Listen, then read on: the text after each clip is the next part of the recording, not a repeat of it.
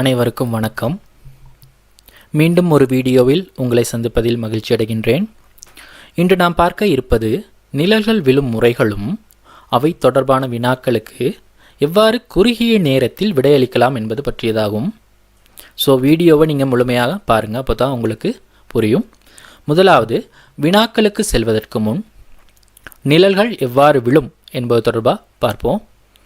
இப்போது காலை வேளையில் நிழல்கள் விழும் முறைகள். இப்போ நீங்கள் முதலாவது செய்ய வேண்டியது பிரதான 4 திசைகளையும் குறிச்சுக்கிறங்க. அதே அளவுக்கு காலை வேளையில் சூரியன் உதிக்கின்ற திசை கிழக்கு, ஆகவே கிழக்குக்கு நேராக சூரியனையும் குறிச்சுக்கிறங்க. இப்போ அடுத்தது, ஒரு பிள்ளையானது வடக்கு திசை நோக்கி நடந்து செல்லும்போது அவரது நிழல் எந்த பக்கம் விழுகும் அப்படிங்கிறத முதலாவது பாருங்கள். அதாவது சூரிய வெளிச்சம் அவரோட இந்த கைப்பக்கம் பட்டு இந்த கைப்பக்கம் விழுகுது. அதாவது வலது கைப்பக்கம் பட்டு நிழலானது எதிர் திசையில் விழுகுது, இடது கைப்பக்கம். ஸோ நான் இப்போ இடது கைப்பக்கம் அப்படிங்கிறதுக்கு பதிலாக இ அப்படிங்கிறத நான் போட்டுக்கிறேன். சரியா? ஓகே. இப்போ அடுத்தது, பிள்ளை ஒன்று சூரியன் உதிக்கின்ற திசையான கிழக்கு திசை நோக்கி நடந்து செல்கிறாரு. அப்போது சூரிய வெளிச்சமானது அவரோட உடம்பின் முன்னால் பட்டு நிழலானது அவருக்கு பின்னால் விழுகின்றது. சரி, நிழலானது அவருக்கு பின்னால் விழுகின்றது. ஓகே. ஆக பி அப்படிங்கிற எழுத்துங்க நான் போட்டுக்கிறேன். இப்போ அதே மாதிரி பிள்ளை ஒன்று தெற்கு திசை நோக்கி நடந்து செல்கிறாரு. அப்போது என்ன ஆகுதுன்னா, சூரிய வெளிச்சமானது அவரது இந்த கைப்பக்கம் பட்டு இந்த கைப்பக்கம் விழுகுது. அதாவது எந்த கைப்பக்கம்? இடது கைப்பக்கம் பட்டு வலது கைப்பக்கம் நிழல் விழுகின்றது. சரித்தானே? இது அந்த பிள்ளைன்ற திசையிலிருந்து நீங்கள் பார்க்கணும். சரி, இப்போ அதே மாதிரி ஒரு பிள்ளையானது மேற்கு திசை நோக்கி நடந்து போகிறார். இந்த வழியில் நடந்து போகிறாருன்னு வச்சுக்கோமே. அப்போ என்ன ஆகுதுன்னா, சூரிய வெளிச்சம் அவருக்கு பின்னால் பட்டு நிழலானது அவருக்கு முன்னால் விழுகின்றது. சரித்தானே? அதனால் மூ அப்படிங்கிறது நான் குறிச்சிக்கிட்டேன். சரித்தானே? இப்போது ஒவ்வொரு திசை பக்கமும் எவ்வாறு நிழல்கள் விழுகுது அப்படிங்கிறத நீங்கள் பார்க்கலாம். சரித்தானே? இப்போ அதுக்கு முதலாவது எழுத்துக்களை மட்டும் நான் ஒவ்வொன்றா சேர்த்துக்கிட்டேன். ஓகே. இப்போ அடுத்து பார்ப்போம். காலை வேளையில் நிழல்கள் விழும் முறைகளில் இதை எப்படி மாணவர்கள் எளிமையான முறையில் மனனம் செஞ்சுக்கிறது அப்படிங்கிறது இங்கே நான் பார்ப்போம். சரி, ஏற்கனவே இருந்தது தான்.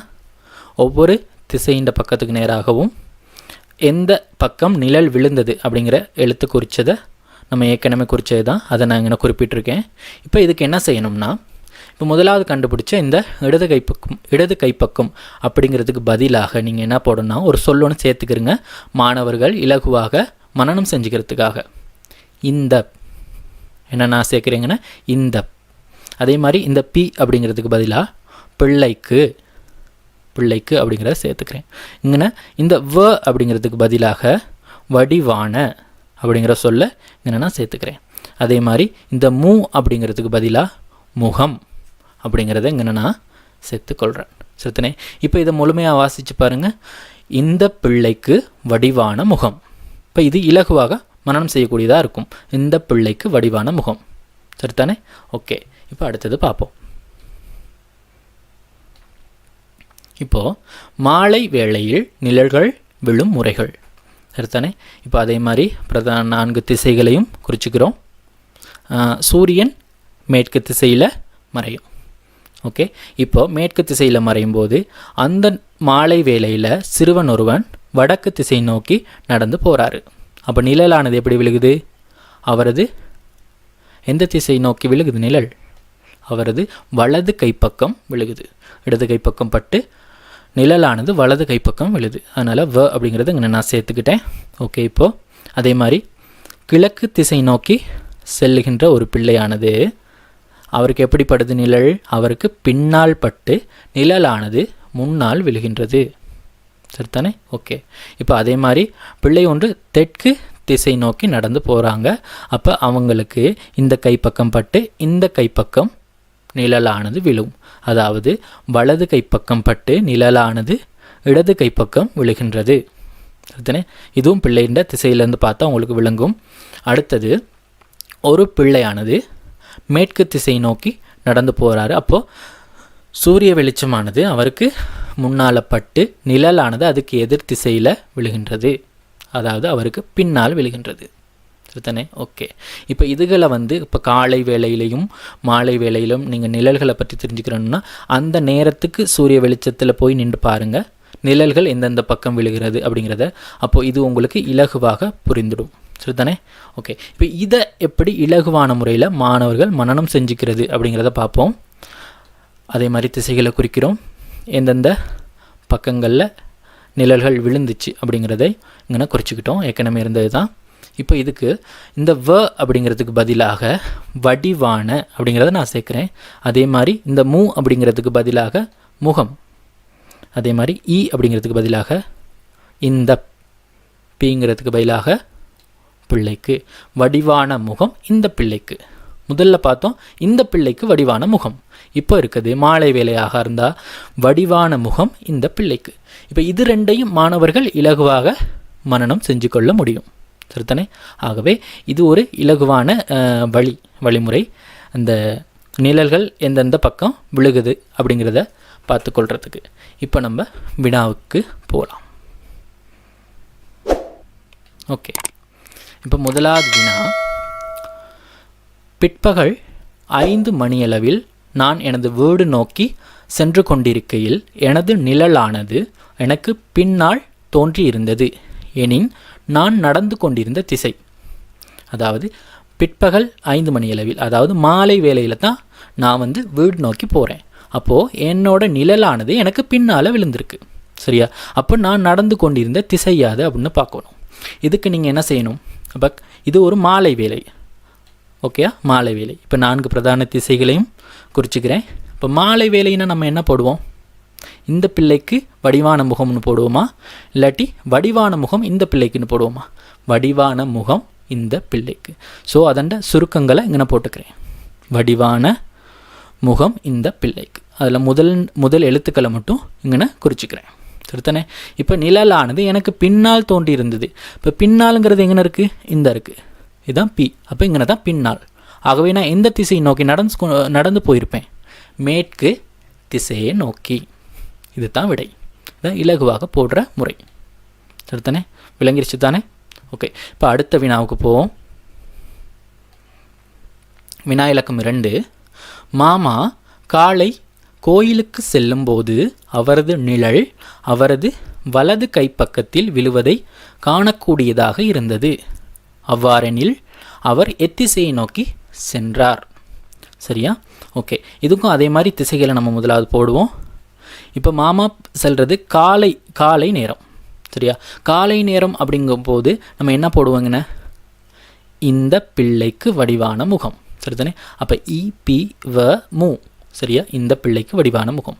இப்போ காலை வேளையில் கோயிலுக்கு போகும்போது நிழல் எங்கே விழுகுதுன்னா அவரது வலது கை பக்கத்தில் விழுவதை காணக்கூடியதாக இருந்தது. வலது கை பக்கம் எங்கே இருக்குது? இந்த இருக்குது. இதுதான் வலது கை பக்கம். ஆகவே அவர் எந்த திசையை நோக்கி சென்றிருப்பார்? தெற்கு திசையை நோக்கி சென்றிருப்பார். விளங்குதானே? ஓகே. இப்போ அடுத்த வினாவுக்கு போவோம். வினா இலக்கம் 3. நாளை 4 மணியளவில் நான் நகரிலிருந்து வீட்டுக்கு திரும்பி வரும்போது எனது நிழல் என்னை பின்தொடர்ந்து வந்ததாயின் நான் எந்த திசையை நோக்கி நடந்து கொண்டிருந்தேன்? சரியா? மேற்கா, கிழக்கா, வடக்கா? சரி. இப்போ அதே மாதிரி நம்ம திசைகளை பிரதான 4 திசைகளையும் போட்டு இது எந்த நேரம்னு பாருங்கள். முதலாவது மாலையா காலையா? மாலை. ஆகவே மாலைக்கு நம்ம எப்படி போடுவோம் சுருக்கம்? வடிவான முகம் இந்த பிள்ளைக்கு வ மு இ பி. சரிதானே? ஓகே. இப்போது 4 மணியளவில் நான் நகரிலிருந்து வீட்டுக்கு திரும்பி வரும்போது நிழல் எந்த பக்கம் விழுகுதுன்னா நிழல் என்னை பின்தொடர்ந்து வந்தது. பின்னால் வந்தது. ஆகவே நான் எந்த திசை? இந்த இருக்குது பின்னால். அப்போ பின்னாலன்னா நான் எந்த திசையை நோக்கி நடந்திருப்பேன்? இந்த நடுவில் இருந்து இங்கே மேற்கு திசையை நோக்கி நடந்திருப்பேன். சரிதானே? ஓகே. இப்போ அடுத்த வினாவுக்கு நம்ம போகலாம்.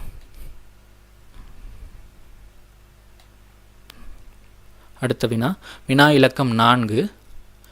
விமலா காலையில் பாடசாலைக்கு செல்லும்போது அவளது நிழல் அவளது வலக்கை பக்கத்தில் விழுவதை காணக்கூடியதாக இருந்தது. அவ்வாறெனின் அவள் எத்திசையை நோக்கி சென்றால். சரி, முதல்ல மாதிரி நம்ம பிரதான 4 திசைகளையும் போட்டுக்கொள்கிறோம். சரித்தானே? இப்போ விமலா வந்து காலை நேரம். காலை நேரங்குள்ள நம்ம என்ன போடுவோம்? சுருக்கம், இந்த பிள்ளைக்கு வடிவான முகம். சரியா? ஓகே. இப்போ அவளது நிழல் எந்த கைப்பக்கம் விழுகுதுன்னு பாருங்கள். வலக்கை பக்கத்தில், வலது கைப்பக்கம். வலது கைப்பக்கங்கிறது எங்கே இருக்குது? இந்த இருக்குது. எந்த திசையை நோக்கி இருக்குது? தெற்கு. ஆகவே தெற்கு திசையை நோக்கி தான் அவள் நடந்து சென்றிருப்பாள். ஓகே, தெற்கு திசையை நம்ம இங்கே சரியான விடையாக தேர்ந்தெடுக்கலாம். ஓகே, இப்போ இறுதி வினாவுக்கு போவோம். ஓகே, இறுதி வினா. வினா இலக்கம் 5.